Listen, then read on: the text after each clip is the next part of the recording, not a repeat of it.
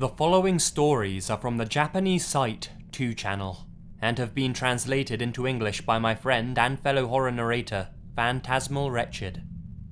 2chan is known for being the predecessor to 4chan, with the general gist of the site being pretty much the same, namely an anonymous text board. The following horror stories are allegedly true. Number 1.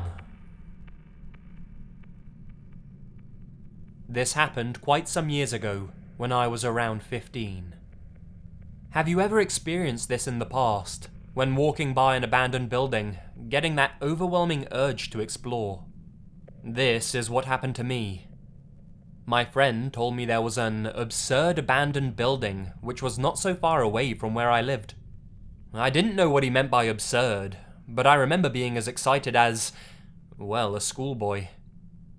My friend told me about this place the day before the start of summer vacation. We were both excited and eager to check the place out, so we ended up visiting the abandoned building straight after school, with some kids that we weren't even that friendly with. It took a long time for the kids to all gather outside of the school.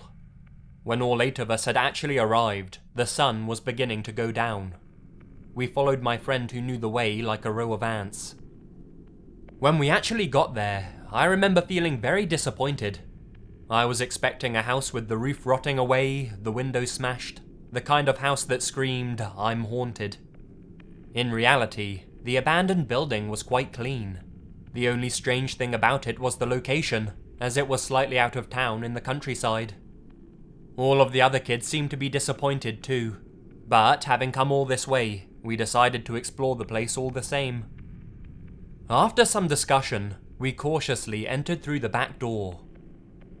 Looking inside, there were strange things lying all around the place. Beakers, cylinders, microscopes.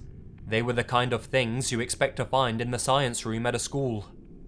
We figured there was no way this was a normal house. But what grabbed my attention the most wasn't the strange instruments lying all around the place, but the massive bookshelf, stuffed from end to end. There were also a few books lying in a pile in front of the shelf. It was obvious that someone had recently messed around with some of these books. We soon found out who the culprit was. It was the friend who had told us about the building in the first place.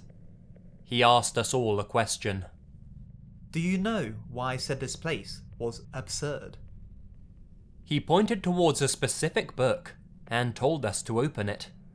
We did, and gasped, horrified. The book was filled with pictures of dead men and women, some with their skin peeled off. Even the friend who had seen the book before became silent and looked uncomfortable. But at that moment, I realized something. Isn't this just the house of a doctor?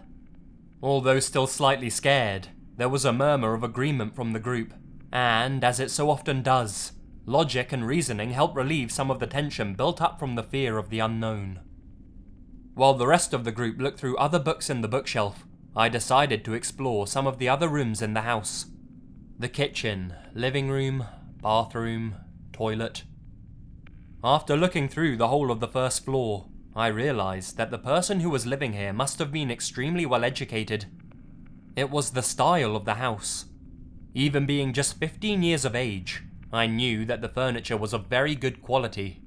The interior of the house was designed so efficiently, and everything was beautifully packed in, utilizing all of the space available perfectly.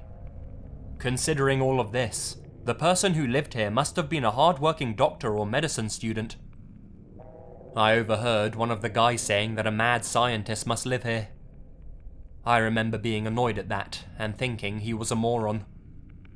The group quickly became bored of looking through the books, and since it was getting late, we all decided to end the exploration for that day. However, as we continued to explore the first floor, we realized something strange. Even after thoroughly exploring, we found no stairs going to the second floor, but it was obvious when looking at the house from the outside that there was indeed a second floor. Using our small brains, we figured that there would be a flight of stairs outside of the building, but there wasn't. One of our friends found the remnants of perhaps a stairway. If there had been stairs there, they'd definitely been taken down. One of us suggested that perhaps there was something hidden on the second floor. We all made fantastical suggestions as to what could be up there. This immediately sent us into an excited frenzy, and all thoughts of going home vanished from our minds. There was a widespread consent. We just had to see the second floor. We figured that entering through the outside would be easier. We looked around the building and found some pipes that would be easy to climb.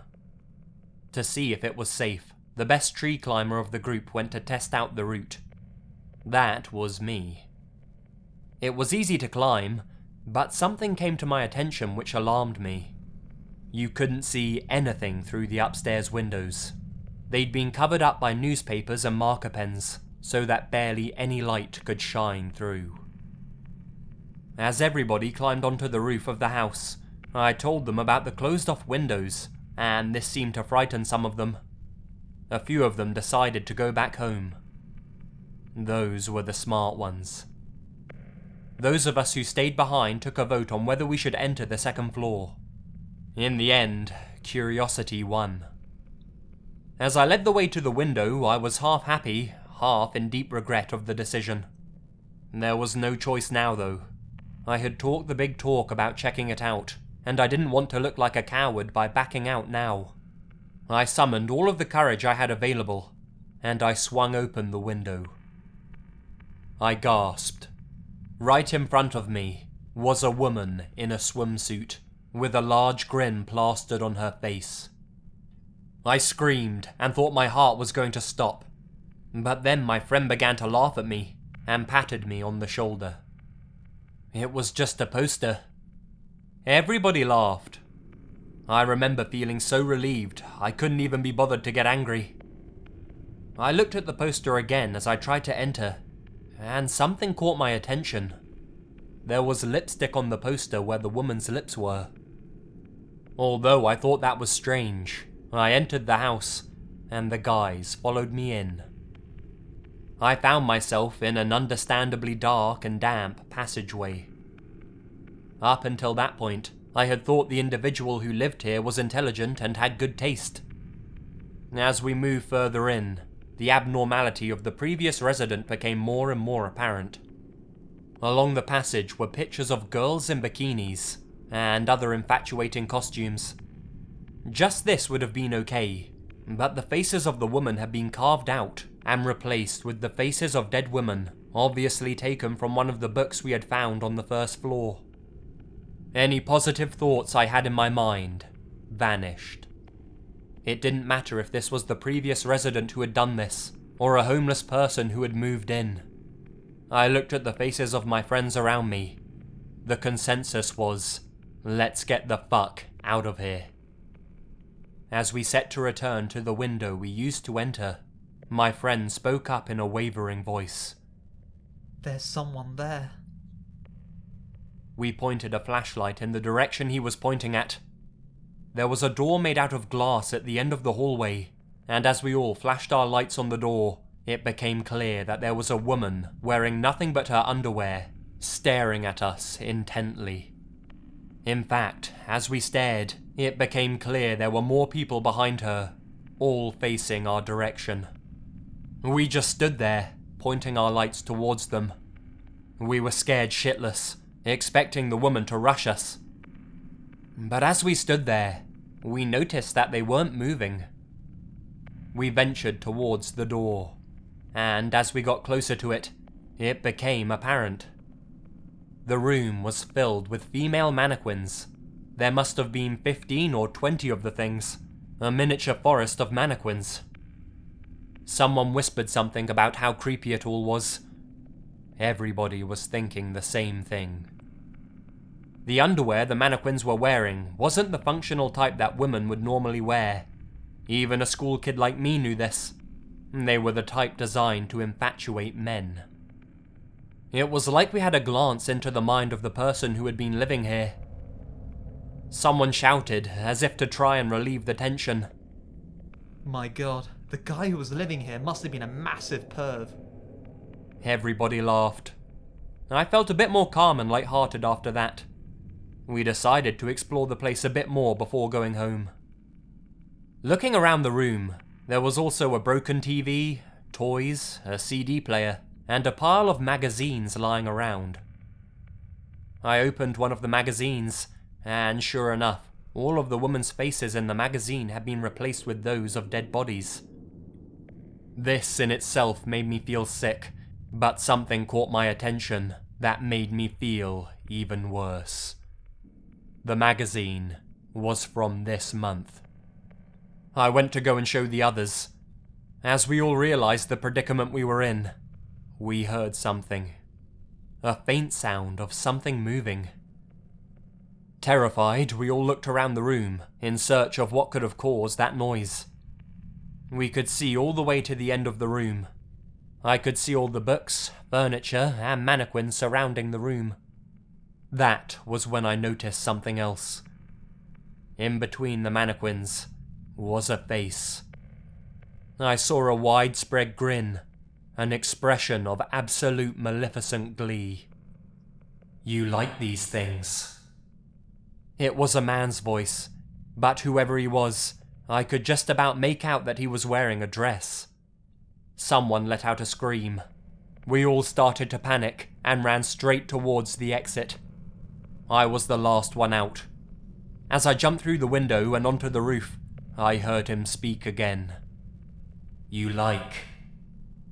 When I heard that voice, I felt goosebumps rage all over my body. All I remember after that was jumping off of the roof and bolting for the hills. The kid who lived closest told his parents the events of that night, and the next day, the police went to investigate the building. By the time the police arrived, the building was empty. They checked again the following day, but the house was completely lifeless. The man in the house was never found, and the house itself has since been demolished.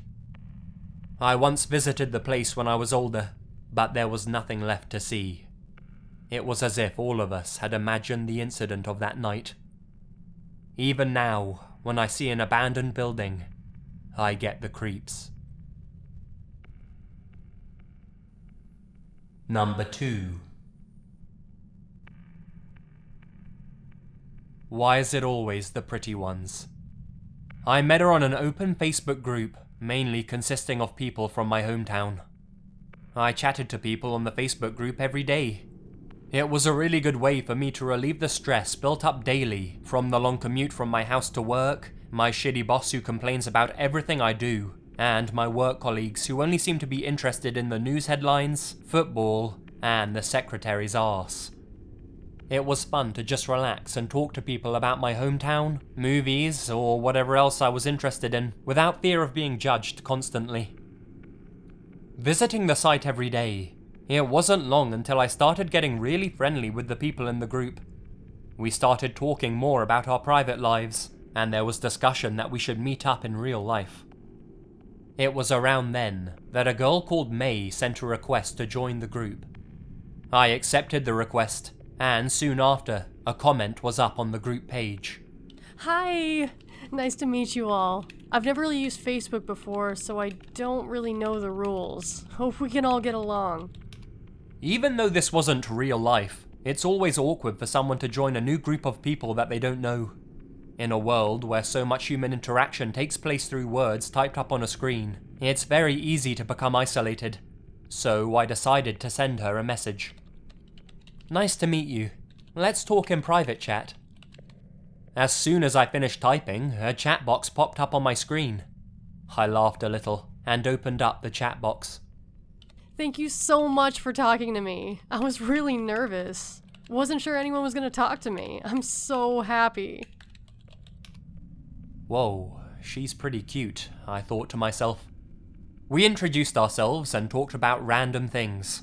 Ended up talking to her past midnight. I know it's stupid, but I was kind of excited about talking to her. May was a 25-year-old office lady. She said she enjoyed her job, but that she tended to make mistakes, and her boss was always getting furious at her. Today, she'd mistakenly copied a file which she was supposed to shred, and was made into a laughingstock as her boss shouted at her at the top of his voice. I pictured the scene in my mind. I imagine May with her straight, long black hair, which extended just past her shoulders, and the boss screaming at her as she hung her head in shame in front of the printer. We both joked about the whole scenario, and I went to sleep in a good mood for a change. As usual at work, my boss was being a massive arsehole. He kept on setting me near impossible tasks without an ounce of consideration for the time that it would take me. That's not to say my subordinates were any better. When I told them which duties to perform, they just sighed and didn't even look at me. God damn it, why is everyone trying to piss me off, I thought to myself. But in all honesty, I was getting along fine. Although my work colleagues pissed me off, it was no longer causing me any stress. Every day I got home, I would jump straight into the bath, open up a can of beer, and talk to my friends on Facebook.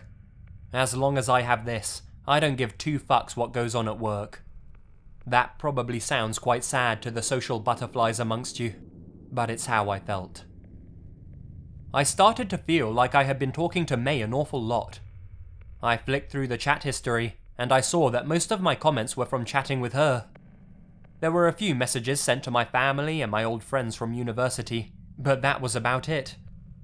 As I flicked through the chat history on the group though, I noticed that I was the only one talking to May.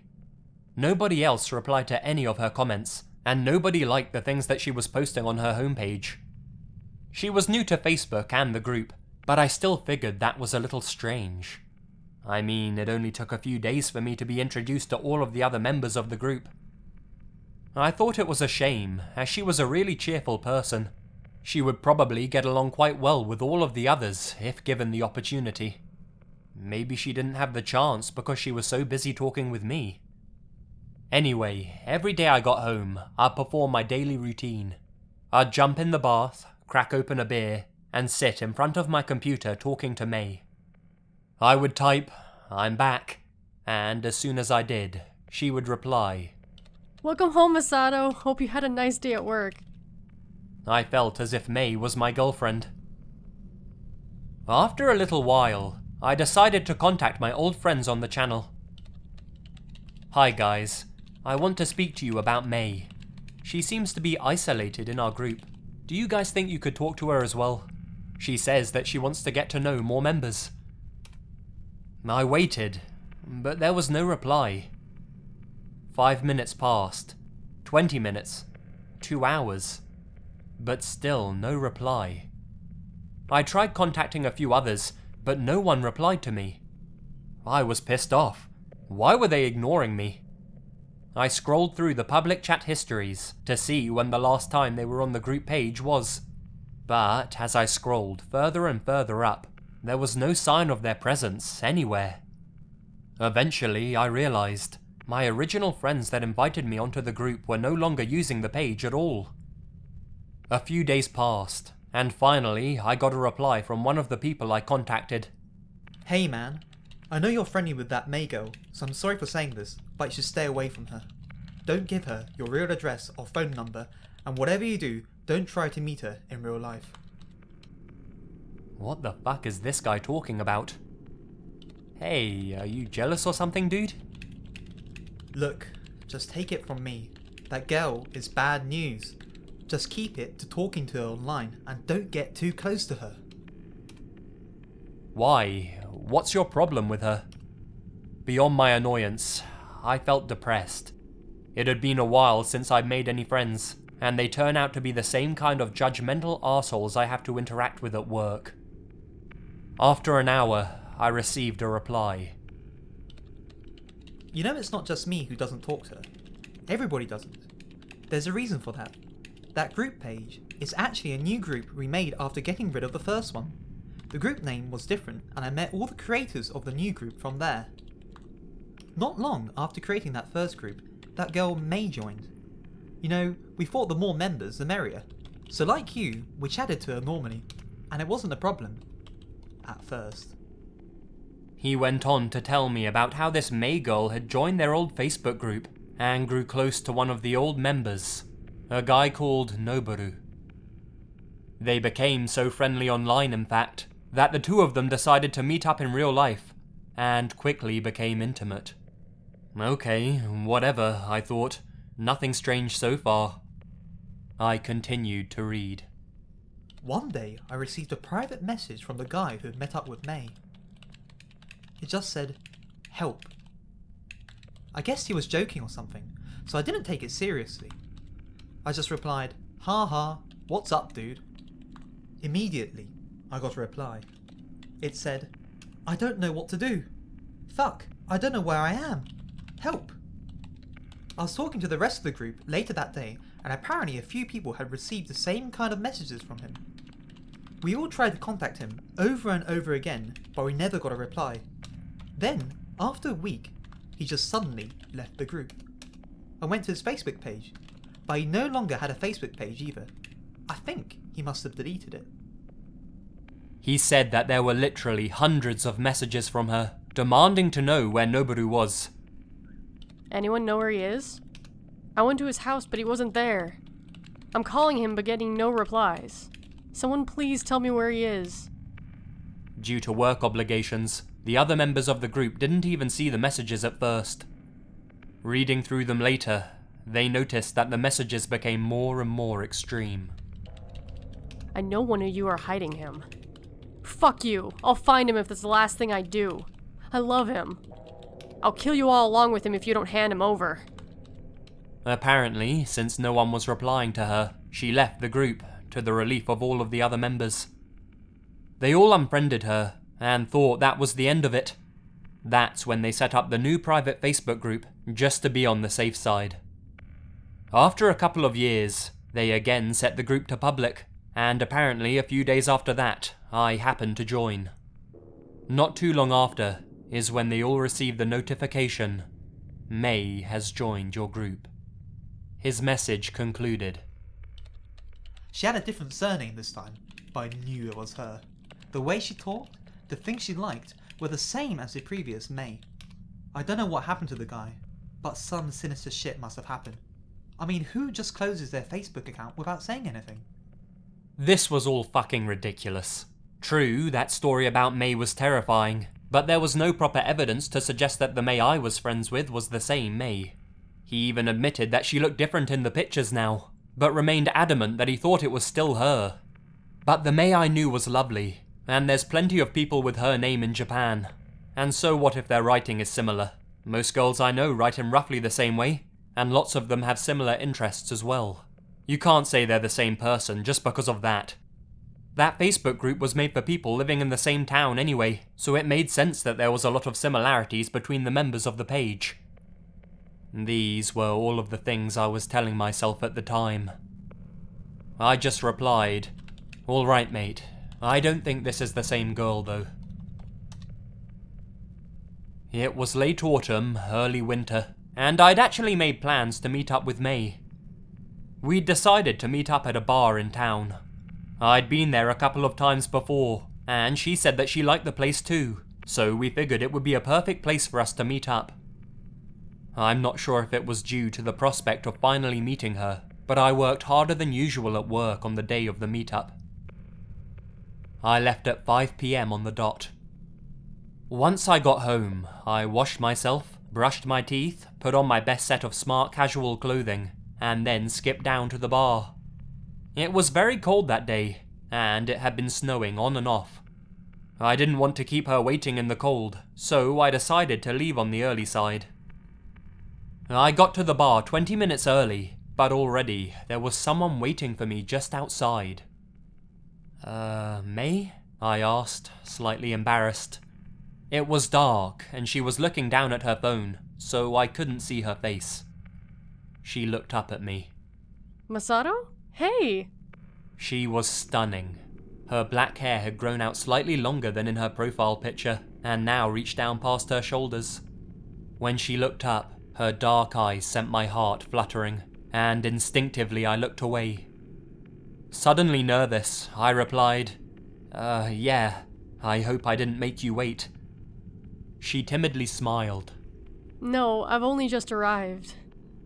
Do you want to go inside? It's quite cold out here.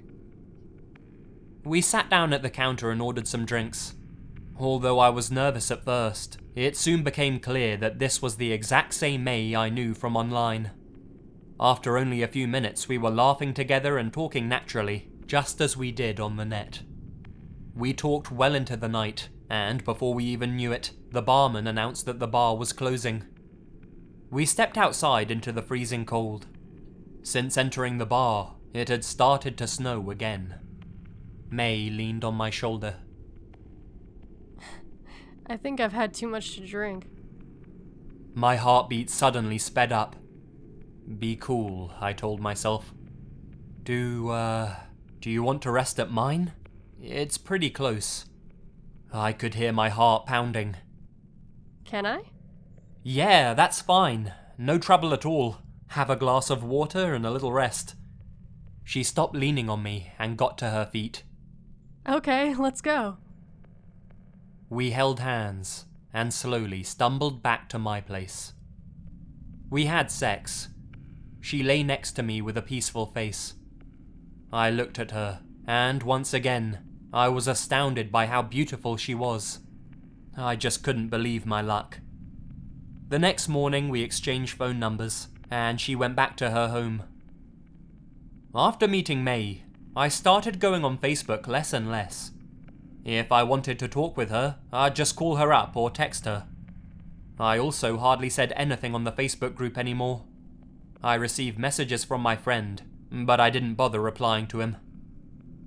Every Friday before the weekend, May and I would meet up, and she would stay around mine. If she was free for the whole weekend, she'd stay around my place on Saturday, and would make me breakfast in the morning. She even helped me clean up my house. Honestly, I can't remember enjoying life as much as I was enjoying it then. May was literally perfect in every single way. Her only fault was that she would get agitated quite quickly when I wouldn't respond to her messages straight away. She'd send me messages like, Are you busy? What happened? Do you not like me? Sorry, it's annoying for you if I keep sending messages, isn't it? I'll be waiting for you. If I left my phone for more than an hour, I'd have received at least 20 or 30 messages from her. It had been roughly 2 months since I had first met May in person. During the end of the year, work tended to get busy, and I had a lot of stuff I had to get done before the holidays started. I couldn't even take a lunch break, and I'd have to do overtime practically every single day. In fact, it had been a while since I had last been able to meet May. I began to sense that something was the matter with her. Actually, no. Deep down, I think I'd known that for a while. There was just something off about her. I had been having to work without rest that day. When I finally got back home, it was midnight. I sat down and took a look at my phone to find literally hundreds of messages from May. I quickly replied to her and explained I'd been busy at work. Thank God. I thought you must not like me anymore. I'm really sorry for bothering you with so many messages. She was the same May as usual, but I noticed something strange. She'd been sending me messages every 3 minutes. But how could she do that? She worked during the day as well, after all. It was nearing the end of the year, too. All firms were extremely busy this time of year. If May did have a full-time job, such a feat would be impossible. I sent her a message. Won't you get in trouble sending me messages during work? Again, literally seconds after I sent my message, I got a reply. It's okay. The place I work at isn't busy at all. Could that be true? I guess if she says so, I'd better believe her. We were a couple after all. I switched my phone off and got into bed. I always had to switch my phone off. Otherwise, it would be buzzing constantly until the morning. I couldn't help but remember what my friend had told me about the other May. The next day, I got off work at around 11 PM and returned to my house to find May sitting outside of my front door. Sorry, I couldn't help it. I really want to see you. I was worried. It was still only Wednesday. This wasn't our normal routine. We should both have work tomorrow morning. Sorry, is it a bother? No. It's okay, but... Thank God. I've decided to stay here tonight. I'll head straight down from here to work. Now, I noticed she had a rucksack with her. It probably had her work clothes in it. She's gotta be kidding. I've got a really important meeting tomorrow. In the end, I just let her into the house without putting up much of a fuss. I told her I needed to sleep, but she didn't listen to me. She had other plans in mind. By the time we'd finished, or more accurately she'd finished, it was around 2 o'clock in the morning. I didn't even have the strength to lift my cup of coffee the next morning. I somehow managed to get up and dragged myself to work. I messed up my morning meeting. I was so tired due to the previous night, and all of the late nights doing overtime leading up to it. I couldn't remember half of my speech, and my boss scolded me, telling me I'd be demoted if this shit happened again. After the scolding, I went to the toilet to check my phone. I had 86 messages and 18 voicemail recordings when it had only been 4 hours since I'd last seen May. I made up my mind. The next day, May was waiting for me at my doorstep again. I led her inside, made her a cup of green tea, and looked her straight in the eyes. Sorry, May, we can't be together anymore. She looked at me dumbfounded. We're so good together. It's okay. I understand. You're having a hard time with work, aren't you? It's okay. We'll just see each other when the holidays start. I'll be good and wait for you. I turned away. I couldn't even bear to look at her anymore. I'd heard the same thing a million times from her, and I didn't believe her at all. I'm sorry, but I've made up my mind. It's over. Pack up your things and leave. I don't want to see you anymore. I get it. You're tired. It's okay. I'll go home now. We'll see each other again in a few days. I realized at that point I was almost shouting, but May just didn't seem to understand anything I was saying. She just smiled. I could tell from her voice that she wasn't fazed at all. She really meant what she was saying. I remembered my friend's warning again. Don't get too close to May. After that, I ignored all of May's messages. Every time she'd call me, I'd block her calls. A week passed. Ignoring her messages had been a success. She'd stopped messaging me altogether now, and since that night, she hadn't shown her face around my place. Everything had worked out. I didn't feel like doing anything for the next few days. I opened up a bottle of wine, watched some TV, and then got into my bed.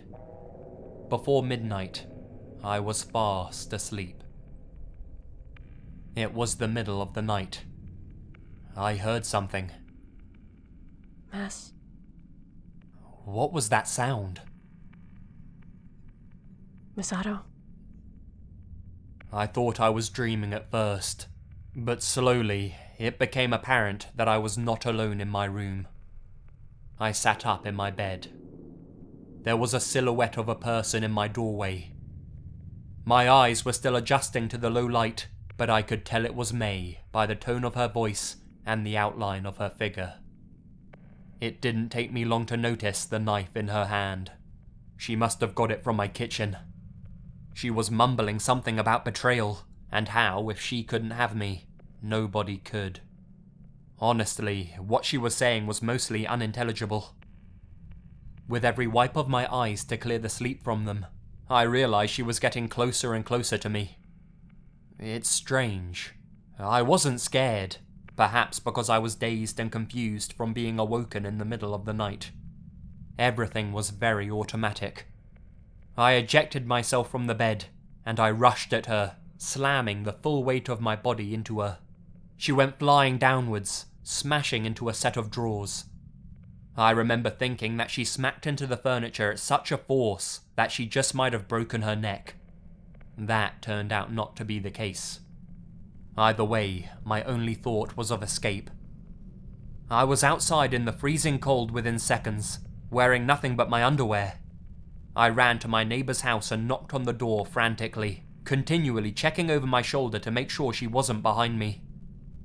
Looking down at the ground, I noticed specks of red in the snow at my feet. Because of the adrenaline in my system, I hadn't noticed that she had slashed my arm deeply during our collision. The folks next door eventually opened up and allowed me to use their phone to call the cops. Had they not recognized me, they would most likely have ignored me, thinking I was some crazy midnight streaker weirdo. When the police arrived, May was no longer in the house. She had fled, taking my diary, computer, and phone with her. I was taken to the hospital, where they stitched my arm up. It took a while, but eventually they tracked her down. It's been 3 years since that night, and still nobody has heard from the previous guy who vanished. I'm certain that she had a hand in his disappearance. I truly believe she paid him a similar visit to me, but that he happened to be a much heavier sleeper than I was. She played dumb about the whole thing though. I see people upload all kinds of things on social media sites nowadays, but just remember that there are some psychos out there in the real world.